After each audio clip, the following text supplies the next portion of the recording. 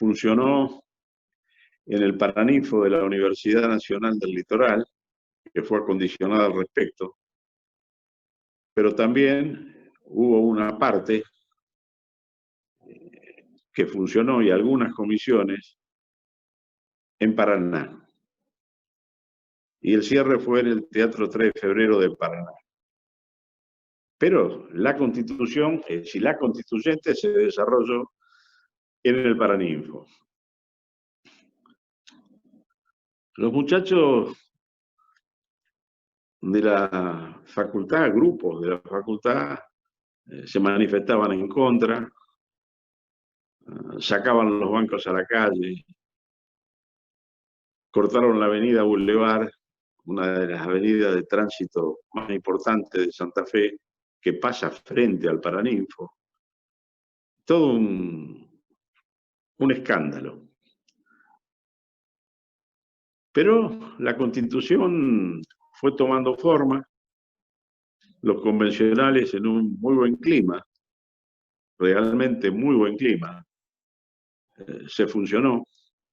Las dudas que nosotros podíamos tener de que no respetaran el acuerdo que era el Pacto de Olivos, tan criticado, y que fue una de las cosas que básicamente en su momento planteó Dalneve cuando se retiró, porque era como que condicionaba. Después, con el correr del tiempo, críticos del Pacto de Olivos me admitieron el error. Y voy a contar también la anécdota de cuando se dieron cuenta de que habían sido críticos de algo que no tenían que ser críticos. Se cumplieron todos los acuerdos. La desconfianza que podíamos haber tenido en un primer momento se superó. Desde el peronismo, Eduardo Menem, presidiendo la convención, fue un caballero. Y Corach, que era el que más caminaba la cosa dentro de ese sector, una vez que sellaba un acuerdo, lo cumplió siempre a rajatabla. Cosa que rescato y señalo. Y bueno, empezó el funcionamiento. Yo me saqué las ganas en la presentación de proyectos, al margen de proyectos que tenía que ver con la defensa del medio ambiente, otro proyecto que tenía que ver con el tema del federalismo, otro proyecto que tenía que ver con las autonomías municipales, es decir, proyectos que se terminaban fusionando con otros proyectos similares que presentaban otros constituyentes. Pero ahí yo metí el proyecto que quería poner, que era el de la información veraz y el derecho a réplica. Yo tenía una obsesión con eso, porque en operaciones mediáticas me habían destruido desde el año 1985 hasta el año 1987. Yo no digo que perdí la elección del 87 por eso, pero obviamente influyó. Porque las balas después de 2 años y medio entraron. Todas infamias, pero todos los días. Todos los días. 2 años y medio, todos los días. La porquería se fabricaba en un periódico ahí de provincia de Buenos Aires, de la ciudad de Bahía Blanca. Creo que era el diario Nueva Provincia, si mal no recuerdo. Ahí se generaba la basura. La Nueva Provincia, así se llama. La Nueva Provincia. La Nueva Provincia. Yo tenía entendido que en ese momento, no sé después quién fue a tener el control del diario, no tengo idea, pero en ese momento, si no era, había una gran influencia de la Marina en ese diario. Se fabricaba la basura ahí triturándome, se la mandaban a un periodista de LT8, que por respeto a su familia, que creo la debe tener, no doy el nombre, pero los santafesinos lo tienen muy claro eso, que tenía un programa ómnibus, el más escuchado, LT8 de Rosario, que empezaba a las 6 de la mañana citando la fuente. O sea, yo hice de todo, maté, violé, asesiné, cualquier cosa era, todos los días durante 2 años y medio. Empezaba citando la fuente hasta las 10 de la mañana, 10 y media de la mañana. Después ya la fuente no se citaba más. Ya la película era como que era un hecho probado, consumado. Cuando terminaba el programa, empezaba un periodista de LT9, por respeto a la familia y al hijo, no voy a dar el nombre, que tomaba las cosas de LT8. Me seguía pasando por la máquina de picar carne. Después ya al mediodía lo levantaba a la televisión como un hecho absolutamente comprobado, día tras día. Bueno, lo habíamos discutido adentro.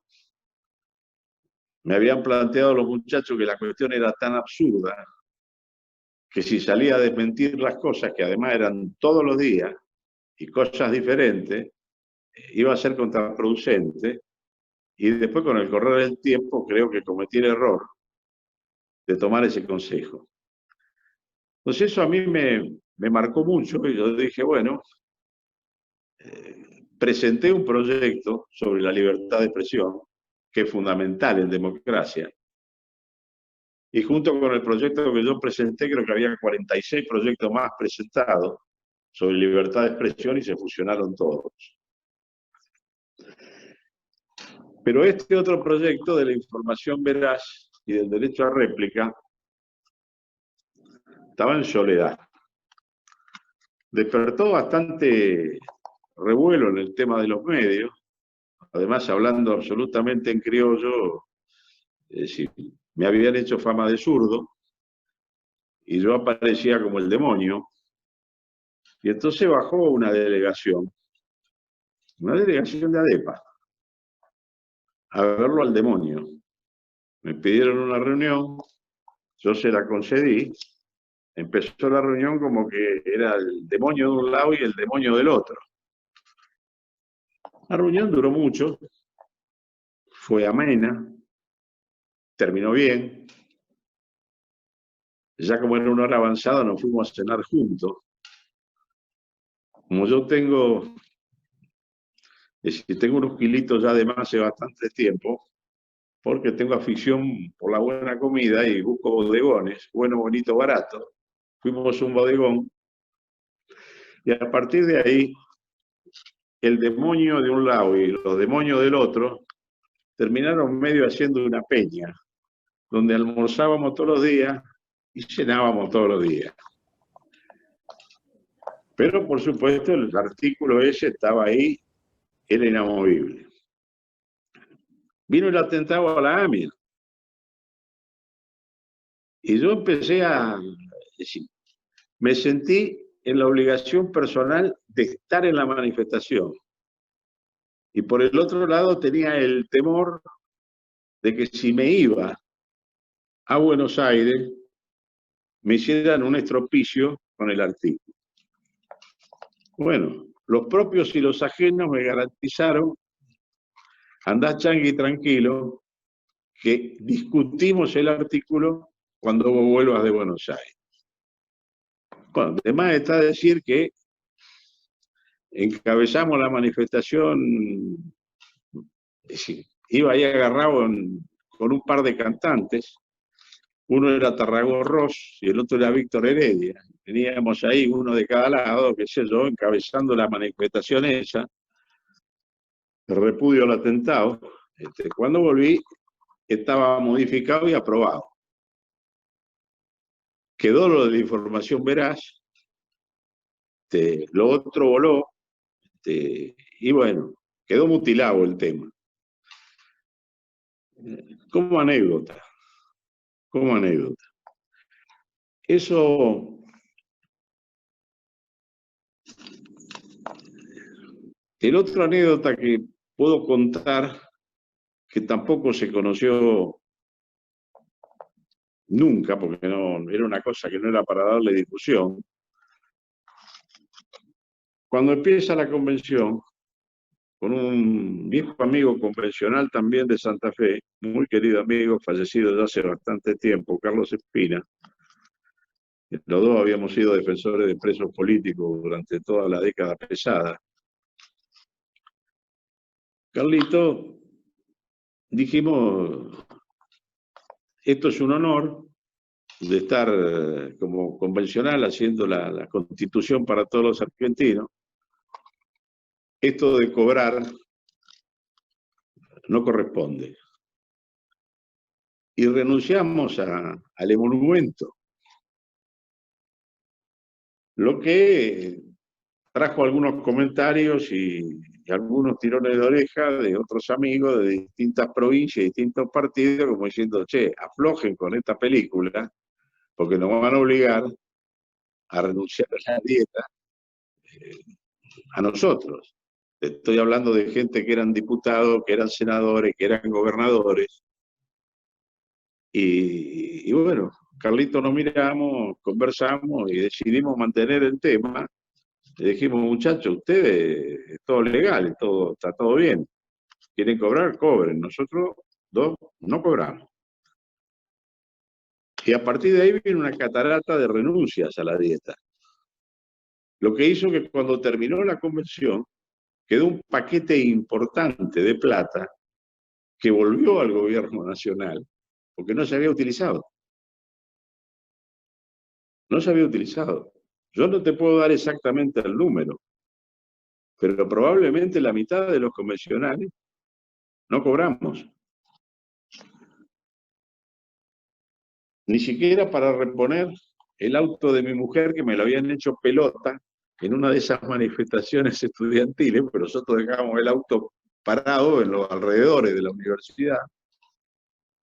Y bueno, en una de esas manifestaciones se pusieron a bailar la conga arriba del techo y de los capós de los autos, e hicieron bosta el auto, que ese día no había ido con el mío, había ido con el de mi mujer,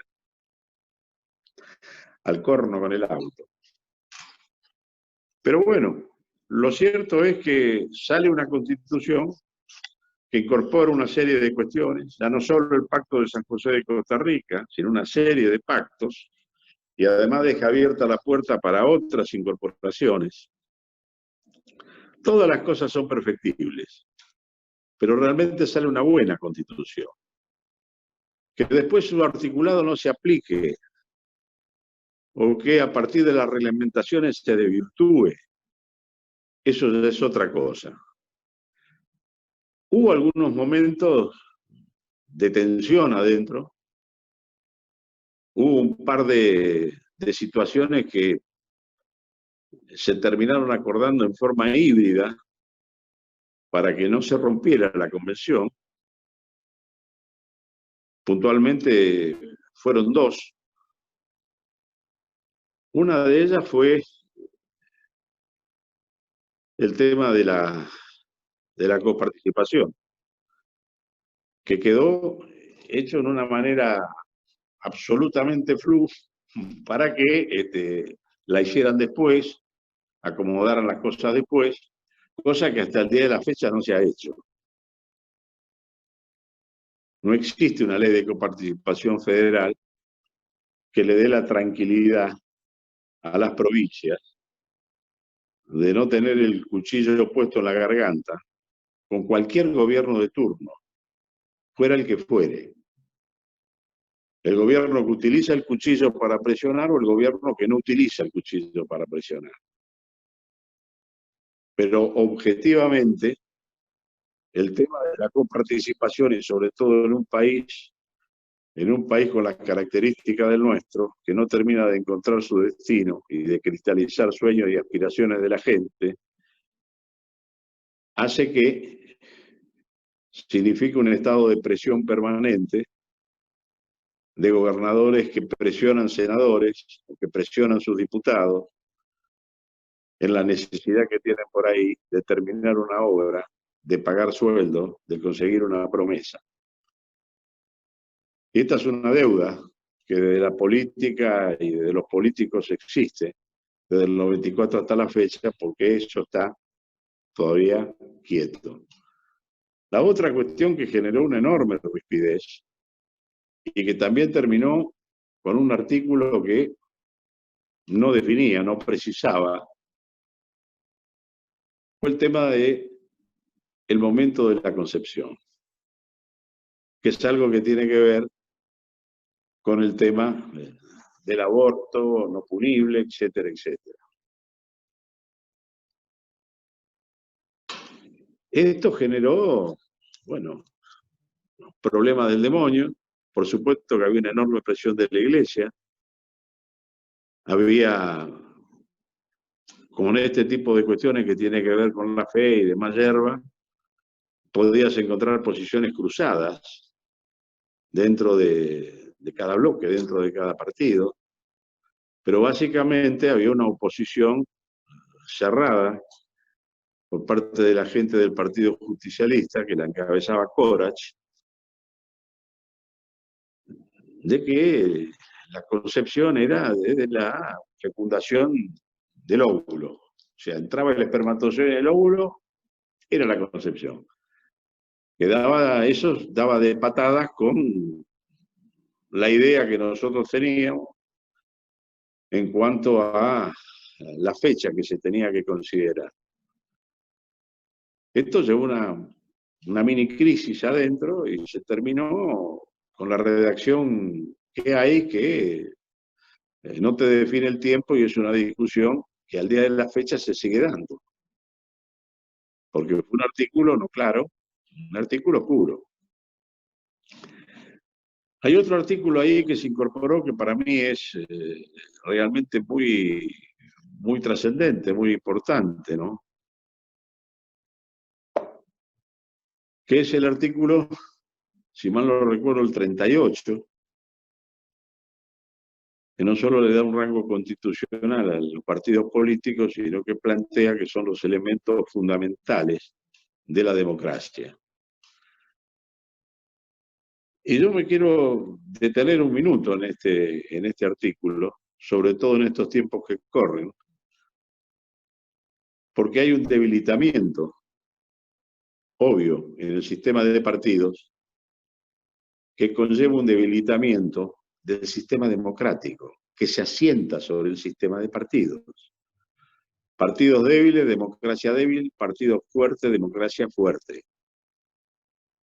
Y estamos viviendo un momento de descreimiento de la política, de los políticos y de los partidos.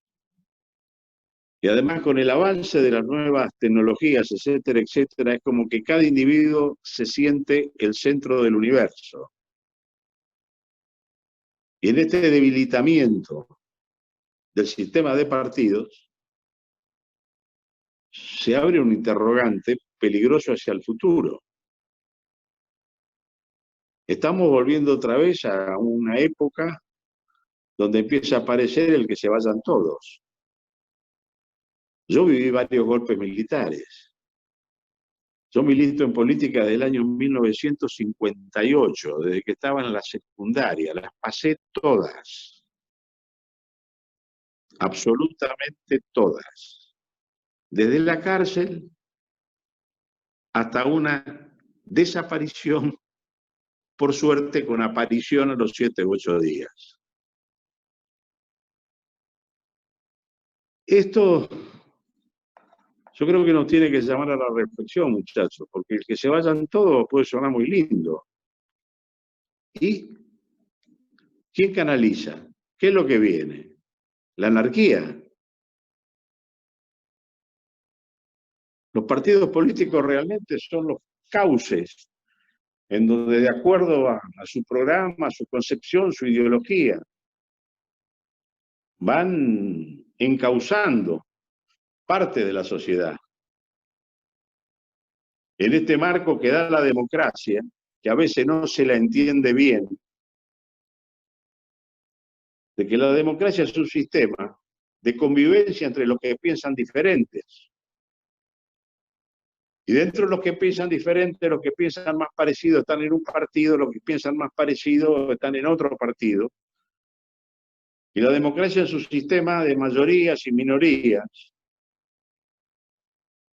Y en su sistema que el que es minoría puede pasar a ser mayoría y viceversa, establece reglas de juego y te da parámetros en los que se mueve. Es cierto, y hay que entender en esto también a la gente. Hay un cúmulo de insatisfacciones que no han encontrado respuesta, no han encontrado solución a sus problemas, a sus aspiraciones, a sus necesidades, desde hace ya bastante tiempo. Y esto conlleva el descrédito de política, políticos y partidos. Mire, yo le doy un ejemplo. En el 83, cuando se abre la instancia de nuevo electoral y la posibilidad de que la gente defina, terminando el periodo de la dictadura militar, el 72% de los ciudadanos estaban enrolados en distintos partidos políticos. El 76. 72, 76. Hoy, estamos hablando de un 42. Y yo diría que dentro de ese 42 no es que van a acatar lo que el partido le dice a uno y lo que el partido le dice al otro o al otro. Aún dentro de ese 42 se sienten líberos, una buena parte de ellos. Líberos, una buena parte de ellos. Yo les digo con absoluta franqueza, si no recuperamos la política, cuestionando lo que es la mala política, pero entendiendo que la mala política la tenemos que suplantar por la buena política, pero la política está en el medio de todo. La política es la que nos va a facilitar el camino de la vida o nos lo va a dificultar. La política es lo que en última instancia te termina incidiendo y fijando el precio de la carne, de la leche, del pan, etcétera, etcétera. Todo eso tiene que ver con la política. Que hay mala política, no me cabe la menor duda. Pero si hay mala política, muchachos, hay que arremangarse y meterse para que la mala política pase a ser buena política. Y si los partidos están debilitados, y en general todo el mundo está caliente, porque entiende que hay malos políticos, más que buenos, porque siempre hay malos y buenos, a veces es una cuestión de cantidad, lo que varía. Bueno, hay que arremangarse. Este tema de no, yo no me meto en política, la política es mala palabra. Los políticos son todos unos delincuentes. Bueno, vos no sos delincuente. Y vos no sos delincuente, arremangate y metete, hermano. Suplantar el mal político por un buen político. Y construyamos una democracia débil transformándola en una democracia fuerte a partir de fortificar el sistema de partidos. Si no, nos vamos a terminar yendo definitivamente al demonio. La política es el arte de buscar consensos. Y si algo no se hace en los últimos tiempos, es buscar consensos. No se generan los ámbitos, ni tampoco existe la voluntad de lograr esos consensos. Y yo no conozco ninguna sociedad en crisis que haya podido superarla, sino es a partir de buscar, encontrar, lograr y poner en marcha las cosas a partir de determinados consensos.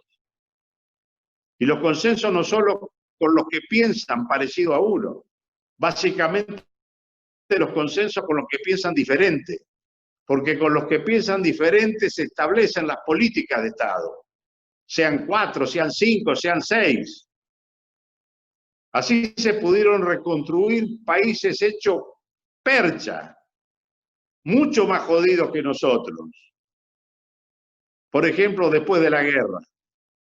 países destruidos por la guerra, países que no tenían realmente riquezas naturales suficientes.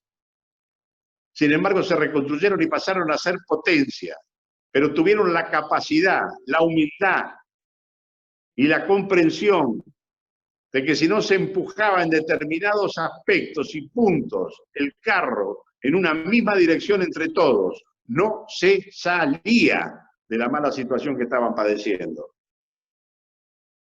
Y esta es una Argentina que más que buscar consenso, busca disensos. ¿En qué me diferencio? ¿En qué me diferencio? Y si no me diferencio, fabrico la diferencia. Y en vez de estar pensando cómo soluciono los problemas que la gente tiene, que es lo que le corresponde a un político, se está pensando cómo se puede sumar un voto más para poder ganar una elección y poder seguir teniendo determinadas prebendas. A mí esta cosa me preocupa. Por eso creo que lo del artículo 38 vale la pena leerlo, muchachos. Y entender que en el partido que sea, en el que ustedes piensen que le cuadra más, pero hay que participar, hay que involucrarse. Si no, este país va a seguir cayendo cuesta abajo en la rodada. Miren, hace 100 años atrás, más o menos, en algún libro van a encontrar que Argentina peleaba el quinto o el sexto lugar en el concierto de las naciones. Incluso hay un libro que el más pesimista de todos nos ubicaba séptimo. Era una pelea pareja con Australia y con Canadá, después de los tres que estaban primero. ¿Saben en qué número estamos hoy? En el 58. 58. ¿Saben lo que es Corea? Una pequeña península, partida al medio, que no tiene realmente recursos naturales propios. ¿Saben en qué lugar del ranking está hoy? 12. 12. Nosotros 58. Finlandia tiene la mitad prácticamente de su superficie en el Ártico. ¿En qué número está? 20. Mucho campo, muchas posibilidades de riqueza pesquera, cobre, litio, algo de oro, Catarata del Iguazú, playa, Bariloche. ¿Y cómo estamos, muchachos? ¿Con qué incertidumbre estamos sobre el mañana? Ustedes que son prácticamente, por lo que estaba viendo en los cuadritos, salvo un pequeño grupo de veteranos, son todos jóvenes. Tienen dos caminos, muchachos. Un camino que lamentablemente lo están transitando algunos y lo están soñando mucho, que es Ezeiza. Y tienen otro camino que es plantarse y decir, estamos jodidos, pero vamos a salir de esto. Con la disposición de poner el lomo para empujar este país a un mejor destino. El que soñaron nuestros abuelos, el que soñamos nosotros, el que queremos dejarle a nuestros hijos y a nuestros nietos, pero que si no hacemos algo y no nos involucramos, esta película termina mal. Y no es que sea agorero. Simplemente tengo 62 años de transitar caminos de la política. Habiendo largado el tema de las listas en el año 1987. Y habiendo largado la diputación cuando terminó, segundo mandato, allá por el 89. Salvo ese accidente de la Convención Nacional Constituyente de 76, 78 días que se hizo en mi querida provincia de Santa Fe, en mi querida ciudad y en mi muy querida Universidad Nacional del Litoral, donde supe egresar como abogado hace muchísimos, pero muchísimos años atrás. Y la corto acá porque si no agoto el tiempo y lo que puedo hacer preguntas se van al demonio. Lo que sí les diría de epílogo. Hay algo que no se debe perder, muchachos, que es la ética. Siempre se dice, adentro y afuera de mi propio partido, que somos un partido que levanta banderas ético-morales, que de ahí viene el tema que se pierda mi gobierno, que se salven los principios. Son más que nada matalono en el tema de la ética, porque la moral también es algo que con el tiempo mutua, si muta, cambia, pero la ética no, la ética no. Y de cierre le digo que si van a hacer buena política, si van a trabajar para la buena política, van a tener distintos enemigos que derrotar. Uno que lo tienen que liquidar de cuajo y que lamentablemente está muy arraigado en la sociedad argentina es la corrupción. Porque la corrupción no solo mata físicamente, sino que la corrupción te mata proyectos, sean de izquierda, de centro o de derecha. La corrupción liquida cualquier posibilidad de llevar adelante un proyecto. Es pretender llenar una pileta llevando agua con un balde que tiene 50 agujeros. Van a hacer 1000 viajes y no van a poner una gota en la pileta. El agua que ustedes quieran poner en salud, en educación, en avance tecnológico, la corrupción se los lleva y no llega una gota. Y la otra, y por último, esta vez en serio, combatan el fundamentalismo, muchachos. Venga de donde venga. El fundamentalismo es la muerte de la razón, es la muerte del pensamiento. No deje que nadie le arrebate o le coaccione en la libertad de pensar. Piensen, sueñen y caminen a partir de esos sueños, porque así es como los sueños se hacen realidad. Y ahora vamos a preguntas. Muchas gracias, Changi, por tu enorme generosidad y también por estas reflexiones finales que trascienden la reforma de 94, pero que son tan necesarias. Hay un montón de preguntas, yo las voy a ir juntando. Una que está como muy repetida, de lo último que dijiste, de la incorporación de los ¿Me dejás saludarlo? como ¿Me órganos. permitís saludarlo, Changi?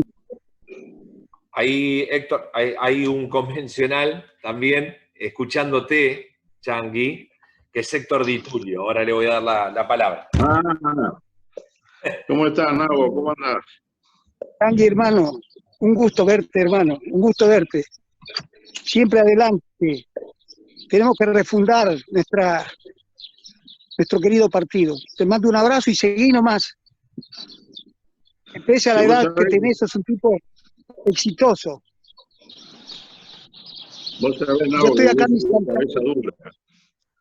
Soy un cabeza dura, me pongo, lo seguí, agarro la ruta, le doy para adelante, y ahora con esto del bicho que anda dando vueltas, ni siquiera con eso me paro. Desde veterano me tuve que poner a entender un poco esto del Zoom, del WhatsApp y de toda esta cuestión de la tecnología. Pero bueno, seguimos moviéndonos. A mí me pasa lo mismo que a usted. Bueno, Changi, hermano, te mando un abrazo. Gracias, Héctor. Otro para vos. Hasta luego. Te decía, Changi, que hay algunas preguntas como que se repiten y que resultan interesantes, que tiene que ver con esto que hablabas de incorporar en la Constitución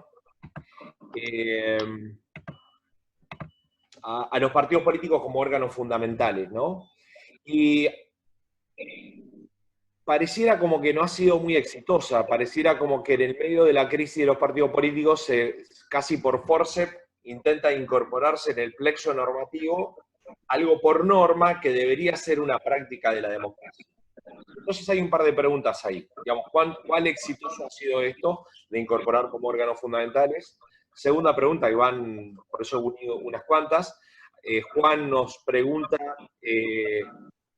con respecto al discurso de la antipolítica. ¿Cómo se combate ese discurso de la antipolítica cuando viene muy fuerte de los medios de comunicación y de algunos grupos liberales extremos también? La tercera, vinculado a esto, si por un lado vos contabas que renunciaron a su dieta, y hoy pareciera que ser político vendría a ser una profesión liberal más, como una profesión más que una vocación. Si vos lo ves así, y qué se puede hacer al respecto de estos tres temas, de la crisis de los partidos políticos, del discurso de antipolítica, y esto de ver un camino de salvación a la política. Mirá, tomar la política como una profesión, que es algo que lamentablemente en los últimos tiempos, cuando vos echás una mirada, y en tiempos bastante prolongados, ya cuando digo los últimos tiempos, es como que se nota que muchos la toman por ese lado, le toman el cariño y buscan la permanencia, por lo que esa ubicación le puede llegar a otorgar. Pero la política es otra cosa, muchachos. La política es la realización de sueños. La política es el dar. La política es el preocuparse por el otro. La política es una vocación que en mayor o menor medida, en el marco de las posibilidades de cada uno, todos deberíamos aportar. Yo recuerdo, en el año 1983, lo que teníamos una cara un poco conocida en esa época. Entrábamos a un restaurante o entrábamos a un bar, y donde había uno que te reconocía, se paraba y empezaba a aplaudir, y se paraban todos los demás y te aplaudían. Para los que son jóvenes, pensarán que está diciendo este tipo, es joda eso, no, eso fue absolutamente así. Y hoy es muy probable que entre una cara conocida de un político en un bar o en un restaurante, y si lo único que recibe son una puteada o algún abucheo, que se sienta satisfecho, que no le tiran un plato o un vaso por la cabeza. O viene el dueño a pedirle que se retire. Es decir, la mala interpretación de la política, la mala práctica de la política, no digo de todos, porque es un error cuando se generaliza siempre. Porque vos siempre tenés malos y tenés buenos. Tenés soñadores y tenés especuladores. En todos lados. Lo podés tener en el Ejecutivo, en el Legislativo y también en el Judicial. Pero también tenés gente que, de la misma manera que podés tener un médico que se dedica a lo que le puede dar plata, tenés miles de médicos, como los que están peleando en este momento contra esta pandemia, o como la quieran denominar, que le ponen el cuerpo. Tienen vocación. La política es eso, muchachos. Es vocación, es sensibilidad, es dar al otro, es preocuparse por el otro. Ustedes me dirán, son pensamientos pasados, de modé.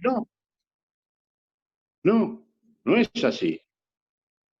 Yo admito que estamos en un momento donde se ha naturalizado, por ejemplo, el tema de la corrupción.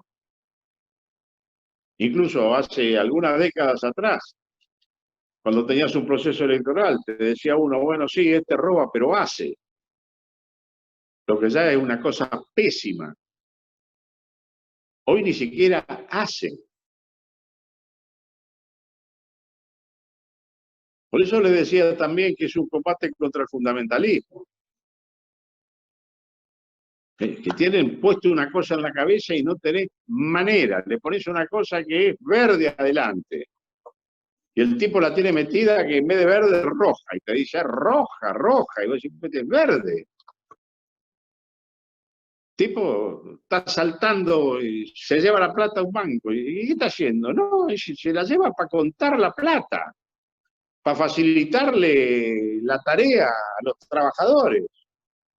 Estamos todos de la nuca, sí. Anki, hay una repregunta sobre esto. Una profesora, Marianera, nos pregunta si no cree que esto de la profesionalización de la política no vendría de la mano también con la profesionalización o la especialización de la que lo ejercen. Si no ves alguna vinculación de que sea una profesión. ¿Con la que? Con esta de considerarla como una profesión de la política, ¿no podría facilitar la especialización de quienes las ejercen? Digamos, como que hay una relación directa entre la profesionalización y la efectividad o la especialización de quienes ejercen la política. Mira, yo creo que la Constitución es sabia, creo que por lo menos la Carta Orgánica de mi partido es sabia, creo que el problema es que no se cumple. Es que no se cumplen. Yo creo que tiene que haber alguna periodicidad. Creo además que tenés una cantidad de críticas que son desestabilizadoras. Te doy un ejemplo que todavía al día de la fecha, según veo en el WhatsApp, en el Facebook, se sigue planteando. Por ejemplo, de por qué corno los legisladores se fijan su dieta. Y que tiene una dieta magnífica y que se fija la dieta. De época inmemorial, los legisladores no se fijan más la dieta. Hace décadas que están enganchados al sindicato de empleados legislativos. Le aumentan el sueldo a los empleados, le aumentan el sueldo a los legisladores, en la proporción que se le aumentan a los empleados. Sin embargo, todavía siguen rompiendo los cataplines con el tema que los legisladores se fijan su propia dieta y entonces cuidan la suya y no cuidan las demás. Y lo está planteando un tipo que viene de hacer una dura crítica a la política actual y a los políticos y a la forma en que están actuando. No a todos, pero sí una buena parte que generan esa imagen. De la misma manera que siguen todavía planteando el asunto con respecto al tema de ganancias. Que los legisladores tienen que pagar ganancias, tienen que pagar ganancias. Los legisladores pagan ganancias. No solo pagan ganancias los legisladores, los jubilados legisladores pagan ganancias. Y dale con la matraca. O sea, por eso digo que no le quiten la capacidad de pensar, muchachos. De ver, de buscar por ustedes mismos lo que realmente es cierto. Porque si no, le pudren la cabeza. Le pudren la cabeza. Y yo insisto, la política es el arte de buscar consensos. Y del pico para afuera te lo va a plantear Dios y María Santísima. Y yo lo veo dentro de mi propio partido, donde todavía frente a algún discurso de lo que permanentemente pasan por WhatsApp, donde Alfonsín recita el preámbulo de la Constitución Nacional, llamando a los consensos, se les pianta un lagrimón a los muchachos. Pero terminan con el lagrimón y cazan un fierro y se lo ponen al que está al agua, al que está enfrente. Ni siquiera adentro está la búsqueda de los consensos. Y lo tenés que buscar afuera. Porque si no, con este tema de la grieta, ¿viste? Uno trata de tirar puentes, pero nunca llegan los puentes porque están todos desesperados para matarse. Si no hay un enemigo hay que fabricarlo. Esto es un viejo planteo de alguna política de otras épocas que se ha vuelto a aplicar. Crear un enemigo, tener un enemigo, fabricarlo si no existe, porque es la forma de aglutinar voluntades y votos. Y ya ahí tendríamos que entrar en otro tema que ya es específico y puramente político, que es el camino que te abre el neoliberalismo y el camino que te abren los populismos. Populismos que ya ni siquiera son de derecha o de izquierda, ya se mezclan. Porque el populismo te lo termina ejerciendo desde la izquierda y desde la derecha, para tratar de garantizar bolsones de voto cautivos, que generalmente hablan del tema de la pobreza para superarla, pero caminan permanentemente por senderos que conducen a mantener esa pobreza. Yo alguna vez supe decir, el populista le da un bastón al rengo, y uno me dice, pero el tipo no es rengo, y no es rengo, le agarran un martillo, le rompen la gamba y le dan el bastón, y el tipo queda agradecido por el bastón, y de paso, para amarrarlo más, le prometen una silla de ruedas que posiblemente no llegue nunca. La pobreza son bolsones de votos, y se está manejando de esa manera el tema de la pobreza. Todos hablan contra la pobreza, pero a ver, un ejemplo le doy. Año 1983. En el 84 se hace un censo. 820 familias tenían una situación muy precaria. Entonces el gobierno de ese entonces crea el Programa Alimentario Nacional. 820.000 cajas. Yo recuerdo, porque estaba presente, que un periodista le dice, doctor, lo voy a felicitar por el Programa Alimentario Nacional. Lo paró en seco, Raúl. Y le dijo, mire, no tiene de qué felicitarme. Felicíteme si cuando mi gobierno termina no es más necesario el Programa Alimentario Nacional y no es más necesario repartir 820.000 cajas. Hoy tenemos 14 millones de planes sociales, muchachos. O sea, a mí que me dejen de joder con esto de que la culpa la tiene el de atrás, y el de atrás dice la culpa la tiene el de atrás, y el de atrás dice la culpa la tiene el de atrás. Yo, al igual que el conjunto del pueblo argentino, lo que quiero son soluciones a los problemas que están hoy. No que vengan tirando el fardo al de atrás para que el de atrás se lo tire el de atrás. Para llegar a 14 millones de planes, muchachos, esto no se hizo en una macana de 2 años, de 4 años, de 8 años. Esto es una macana que viene desde hace mucho tiempo.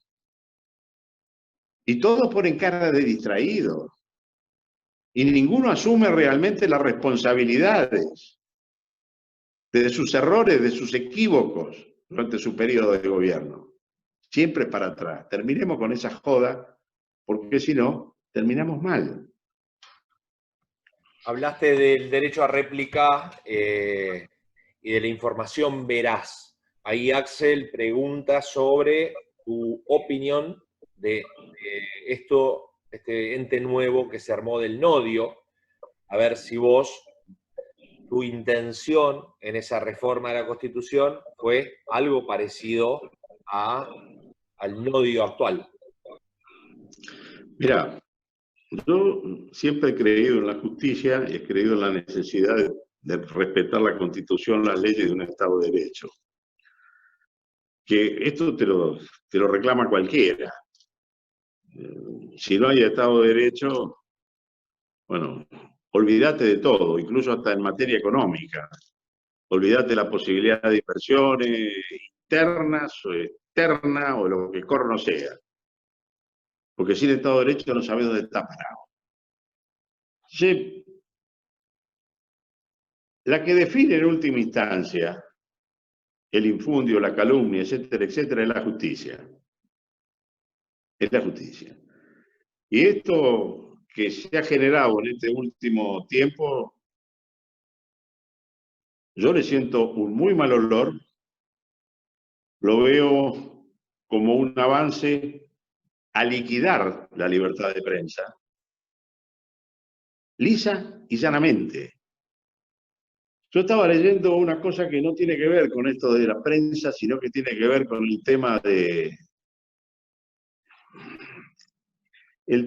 retirarse de funciones que cumplía una determinada oficina estos últimos días. Y estuve leyendo, lo leí entero, y yo lo podría afirmar.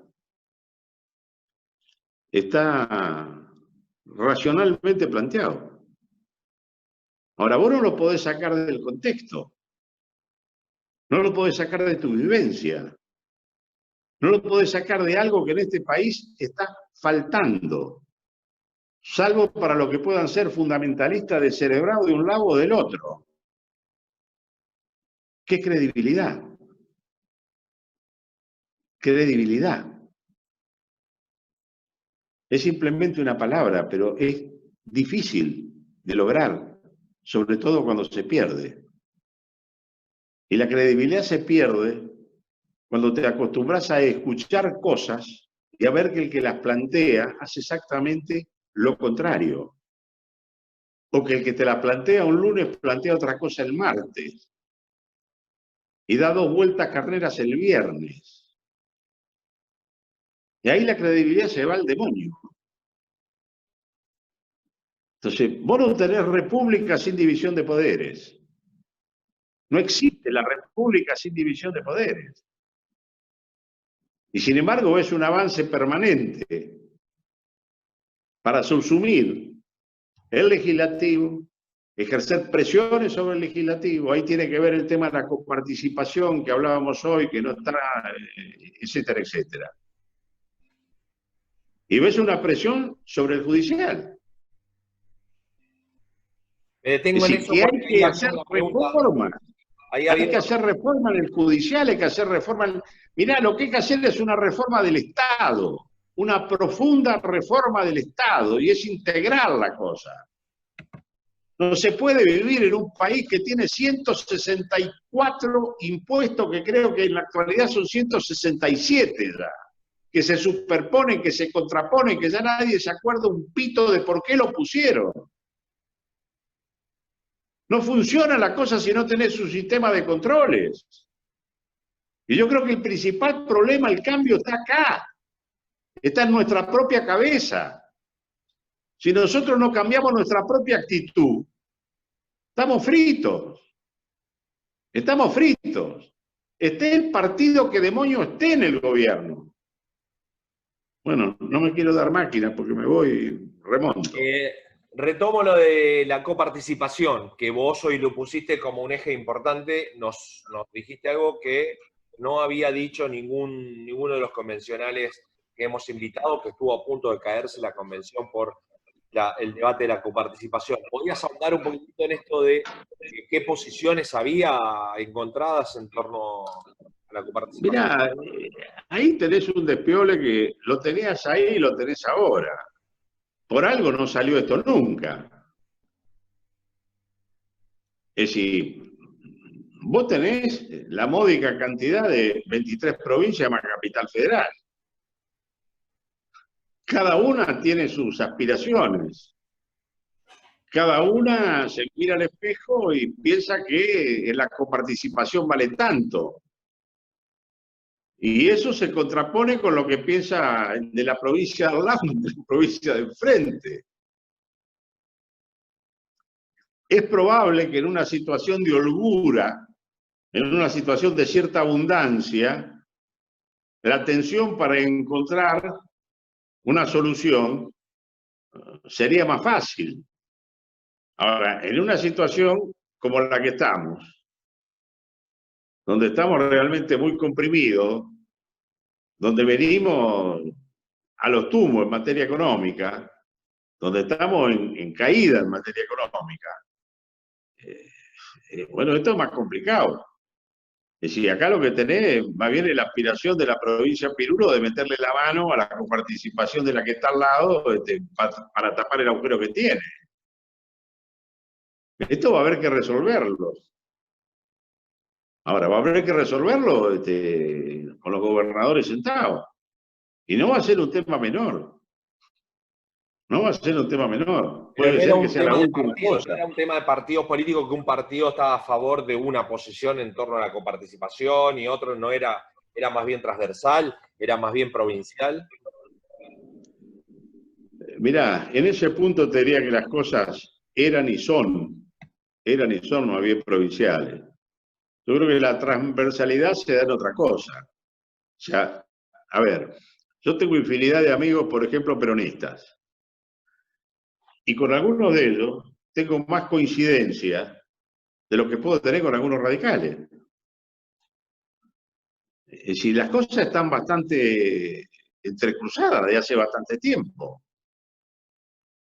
Es decir, no es casual. Es decir, vos te encontrás, sumado eso a la situación de debilidad de las estructuras partidarias que no contienen, te encontrás con radicales acá, radicales allá, radicales en el otro lado, peronistas acá, peronistas allá, peronistas en el otro lado. Que alguno asuma eso o que otro se haga el distraído. Pero la verdad que esto es una realidad. Tenés peronistas desparramados por todos lados y radicales desparramados por todos lados.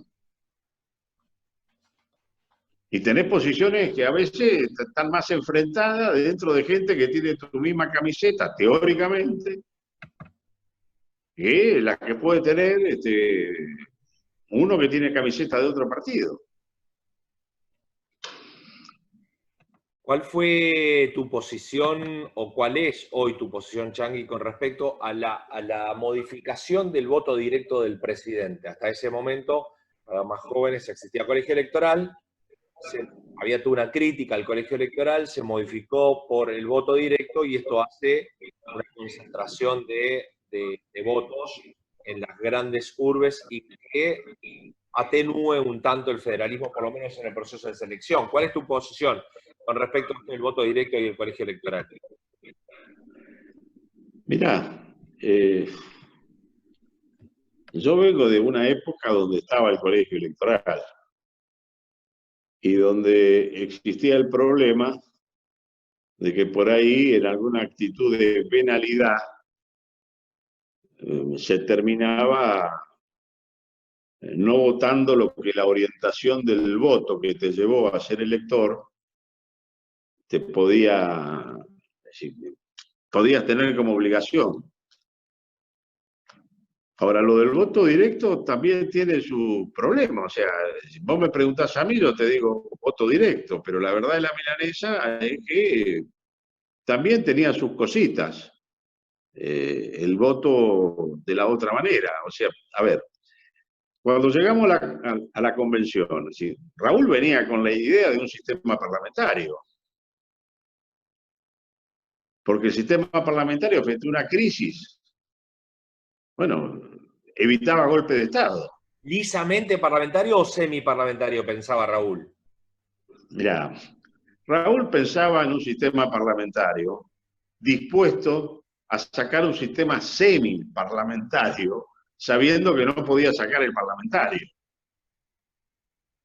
Es decir, el sistema parlamentario te puede solucionar infinidad de cosas. Si tenés una crisis que parece terminal, bueno, ahí lo que vuela es el primer ministro y se reúne el Congreso y te elige el sucesor. Pero él sabía que esto no iba a salir y entonces, bueno, fue buscando un camino intermedio con el tema del jefe de gabinete. Pero el jefe de gabinete realmente nunca cubrió el espacio o la idea de lo que tenía que cubrirse en ese espacio. Siempre fue una cosa mucho más fluida, mucho más débil, no, es decir, no cubría las expectativas en ese sentido. Exactamente. Sí. Carlos nos pregunta, a ver si recordás, que la inclusión de edad de jubilación de los jueces no estaba en el núcleo de coincidencias básicas. ¿De dónde salió eso? No estaba qué, que se te perdió la voz ahí. Y Carlos nos cuenta que la edad jubilatoria de los jueces no estaba incluida en el núcleo de coincidencias básicas. Si vos recordás de dónde salió eso, porque no estaba en el Pacto de Olivos. No, a ver, el tan cuestionado Pacto de Olivos, y acá aprovecho para decir una anécdota real, verídico, que surgió en una convención posterior a eso acá, cuando se empezó a discutir, muchos años después del 94, la posible reforma de la Constitución de Santa Fe, de la provincia. Ahí los muchachos que habían estado en contra del Pacto de Olivos, empezaron a plantear sus temores. Porque vos, una vez que elegiste a los convencionales constituyentes y abriste la Constitución, no hay más control, muchachos. Puede salir cualquier cosa ahí. Entonces, si vos tenés que dar quórum, dar mayoría, posibilitar que salga la reforma, yo te pregunto, ¿quién salta de un 10º piso si no tiene una red de contención abajo que te garantice que no te vas a estrolar cuando caes contra el suelo? Y el Pacto de Olivos era eso. El Pacto de Olivos era una red que te daba determinada garantía. Y yo me acuerdo que lo relajé bastante cuando los que habían estado en contra del Pacto de Olivos empezaron a pergeñar la idea de una suerte de pacto de Santa Fe para acceder a dar la reforma constitucional. Es decir, para tener una pared donde apoyar la espalda, donde cuidar la espalda, porque si no era un salto al vacío. Pero lo de los 75 años de los jueces realmente no sé de dónde salió, pero no hubo, que yo recuerde, si no me acuerdo de dónde salió, porque no hubo mayor controversia sobre el tema ese. Cuando fijaron en el tema de los 75 años, yo creo que le debe haber parecido razonable, como me parece razonable también ahora. Bien, lo que vos estás diciendo ahora es que hubo como un pacto de caballeros, más que el núcleo de coincidencias básicas, hubo un pacto de caballeros entre el peronismo y el radicalismo de aceptar un poco eso, porque podían, ¿qué es lo que planteaba el convencional, el que renunció, el obispo, el cura? Sí, Daneve. Tenía otro apellido. No, de Nevares. De Nevares. Jaime de Nevares. Exacto. De Nevares. Perdón, che. Sí. Estaba con la D. Jaime por lo menos esa. De Nevares. Que planteaba, él decía, no tenemos que discutir solo el núcleo de coincidencias básicas, abramos el abanico para discutir todo. Sí, el tema era el abanico de todo y bueno, ahí lo que te daba la red de contención o de seguridad o te cubría las espaldas, eran los puntos establecidos en el Pacto de Olivos, que en esto que vos hablabas, te reitero, ojalá en la Argentina de hoy existiera la mitad de la camaradería y del diálogo que entre todos tenían durante la Convención Constituyente. Sí, vos sabés que todos rescatan eso, todos rescatan fuertemente eso, inclusive Eduardo Menem, que era el presidente, cómo fue respetado él también como presidente de la Convención, nos decía. ¿Y cómo respetó él a los constituyentes y a los demás? Hay una pregunta. Fue un muy buen presidente de la Convención. Hay una pregunta que tiene que ver con las consultas populares. El domingo hay una consulta popular en Chile por la reforma de la Constitución. Si vos lo considerás adecuado, si te parece bien que en la Argentina se haga consultas populares, por ejemplo, para una nueva reforma o para la reforma judicial ahora que está en discusión, ¿cómo ves eso de las consultas populares? Mirá, yo creo que la consulta popular tiene un sentido, tiene un valor, Ahora, el temor que vos por ahí podés tener en el medio, conociéndonos, cómo funcionamos nosotros, es que terminemos de barullo en barullo, uno tras otra. O sea, yo creo que la consulta popular es algo importante, es algo que sirve. Ahora, hay que ser muy preciso, tiene que haber realmente una situación de gravedad para caer en una cuestión de este tipo. Además, quedó una puerta abierta también, con una buena cantidad de firmas, como para llevar adelante un proyecto que salga eventualmente de la sociedad y no de un partido. Ahora, había una cuestión que quería recién señalarte, sobre todo a vos, que sé que andás en ese tema. Pues yo siempre insisto que el problema central lo tenemos en la cabeza, y a partir de ahí en las actitudes que tomemos.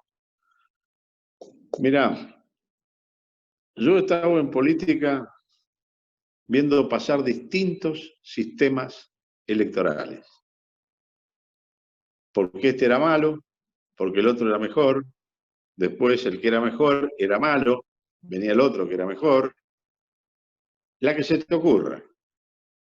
Que la lista sábana, que no la lista sábana, que en la lista sábana iban todos metidos debajo del poncho de qué sé yo. Viví la del periodo de Tacha, que había tacha, que no había tacha, donde vos no te gustaba fulano, lo tachaba, y demás, lo podías poner a Pirulo en ese lugar. La viví también.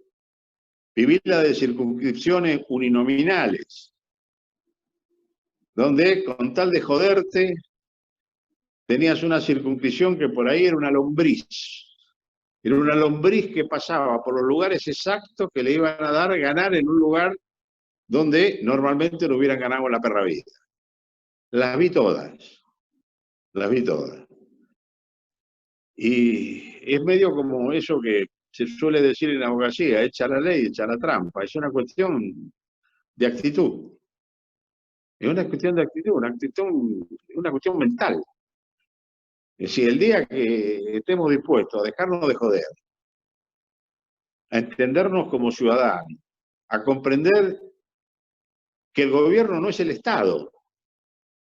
El Estado es lo permanente. El gobierno es temporal. Hoy estás y mañana no estás. Y entender esto que decía hoy, que la democracia es un sistema que busca permitirte la convivencia entre los que tienen pensamientos disímiles. Y te ubica en las proporciones que la ciudadanía establece a partir del voto. Si vos tenés caminos que son fáciles de transitar, lo que pasa es que no los transitamos. No los transitamos. Yo diría que yo escucho bastante, hay que mirar para adelante, no hay que mirar para atrás, hay que mirar para adelante. La puta madre, porque no mirás para atrás, es que vivís cometiendo las mismas equivocaciones. ¿Cuándo vamos a entender que si hay un camino que nos lleva al abismo, volver a transitar una y otra vez el mismo camino, no te va a cambiar el destino? El destino va a ser siempre el abismo. ¿Por qué no tenemos un poco la cabeza abierta para mirar lo que le dio resultado a otros? No como plan global, probablemente, pero sí en cosas puntuales. Esto le dio resultado a tal país, esto le dio resultado a otro, y en esto nosotros andamos mal, y en aquella cosa también andamos mal. Y a veces no tenés que estar mirando Europa. A veces podés mirar muy cerquita. Incluso con gobiernos y con sistemas que no compartís y que podés no simpatizar. Pero en determinadas cosas, en un determinado momento, la pegaron los tipos. Liquidaron la inflación, por ejemplo. La liquidaron. En el caso de los chilenos. Hay mil cosas que yo no comparto ahí. Además, la gente tampoco la está pasando muy bien, pero en esa la pegaron. Y tenés otro país cerca, muy cerquita, muy querido para nosotros. Yo no debo decir lo que pienso, porque yo digo que es la Argentina buena, y si me llega a escuchar un uruguayo me mata. Ahora, los tipos tienen un nivel de racionalidad, de convivencia, lo tenemos ahí al lado, copiemos algo. Miren, qué sé yo, está creo que en pila de WhatsApp. Escuchemos el discurso de despedida de Pepe y el discurso de despedida de Sanguinetti, que los dos renunciaron a la senaduría, tirándose flores. Uno viene de una punta y el otro viene de la otra punta. Pues son dos señores. Son dos tipos que han entendido lo que es la convivencia. Y son dos tipos que entienden también lo que es el odio. El odio genera más odio. Y la acumulación de odio termina en sangre, termina en violencia. En una violencia que puede ser anárquica. O si aparece algún caudillito, termina en una guerra civil. Estamos todos de la nuca si no nos damos cuenta de estas cosas. Yo me deleité escuchándolo a estos dos. Y se me plantaba también un lagrimón. Digo, ¿por qué carajo no lo tenemos acá? Pero no lo tenemos. Totalmente. Bueno, agradeciéndote tu generosidad, tenemos dos últimas preguntas, así ya te dejamos tranquilo, porque has sido muy, muy generoso, ya llevamos 1 hora y media. La anteúltima pregunta la hizo Leo, que pregunta sobre la incorporación de los tratados internacionales y esto de que necesita el 2/3 del Congreso, sin ningún tipo de reforma de la Constitución. El espíritu de ese debate de la Convención tiene que ver con la posibilidad de abrir muchos tratados internacionales sin necesidad de una nueva reforma. Tuvo. Y yo te diría que tuvo que ver básicamente en la idea de incorporar todo aquello que tenía que ver con derechos humanos y también aquello que tenía que ver con la protección del medio ambiente. Es algo donde, salvo básicamente grupos juveniles, es como que no le entra la mollera al resto de la gente. También ahí estamos caminando para el abismo y le damos alegremente con las cosas. Y no es mucho el tiempo que nos queda para intentar revertir esa situación. Diría que básicamente son los dos temitas ahí que picaban, ¿no? Y la última. Que era la idea. La última hacia vos, para aquel que está escuchando, a mis alumnos les he contado sobre tu trayectoria. Muchos jóvenes en la década del 80 decían, alerta que camina el changui cacerismo en América Latina, un gran referente de la Argentina y que has pasado por todas las etapas. Si nos tendrías que contar, has estado con gigantes y has estado con otros que no eran tan gigantes. Si vos tendrías que contarnos dos momentos de la historia argentina que vos te sentiste pleno, que te sentiste, vos decís, bueno, yo me siento protagonista de algo interesante, ¿y en qué estadio hoy te encontrás? Y la recuperación de la democracia, por ejemplo, me resultó una cosa que creo que pleno al conjunto de los argentinos. Es algo que no se gesta simplemente en el 83, que viene de atrás, que viene del correntinazo, del rociareazo, del cordobazo, del viborazo, donde estuve en las barricadas en Córdoba, porque era como que no me perdí el despiole.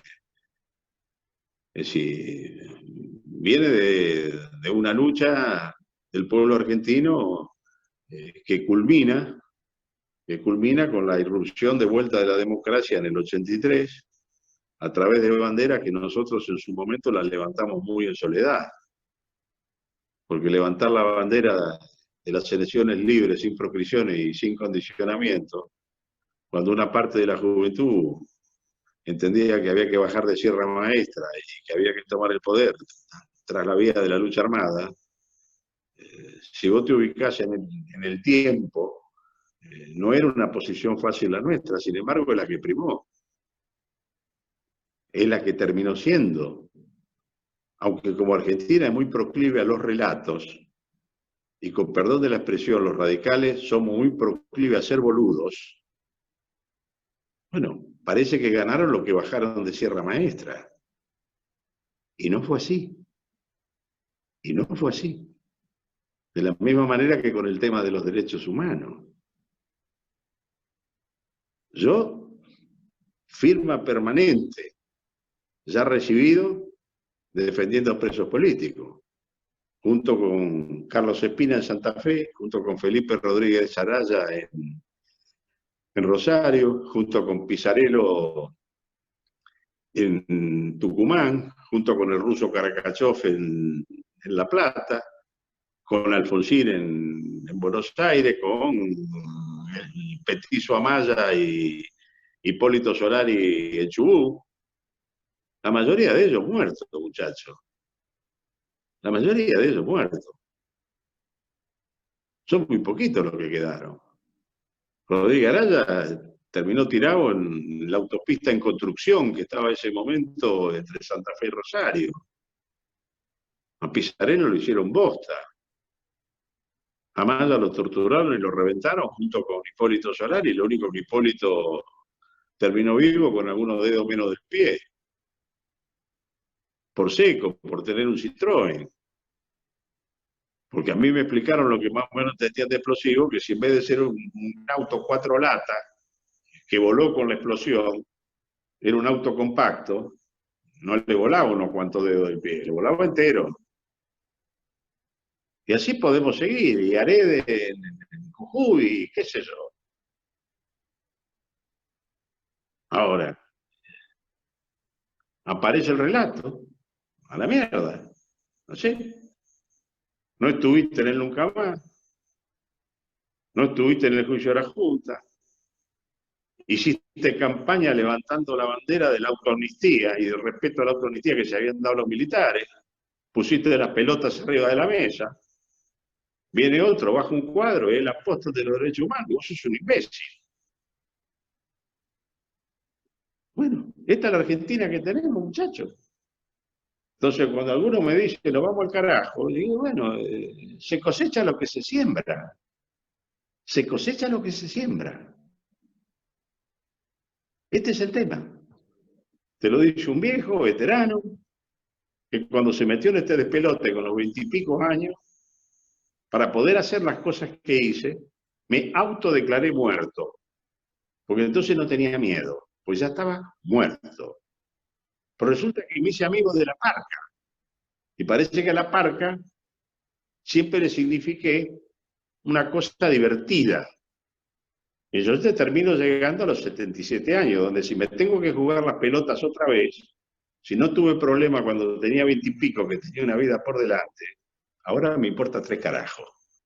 Me importan mis nietos, me importan mis hijos, me importan ustedes que son jóvenes, y me importa que ustedes no pierdan la capacidad de pensar. Busquen en la historia, porque es una manera de no equivocarse, muchachos. De no equivocarse. Hay que saber de dónde se viene. Hay que saber sobre qué se está parado. Y hay que tener muy claro hacia dónde se quiere ir. Hagan esas 3 cosas. Y la cuestión va a ir mejor. Muchísimas gracias, Changi. Gracias por tu generosidad. Ahí seguramente no viste el chat, pero hay muchos agradeciéndote, muchos que te sienten como un gran referente.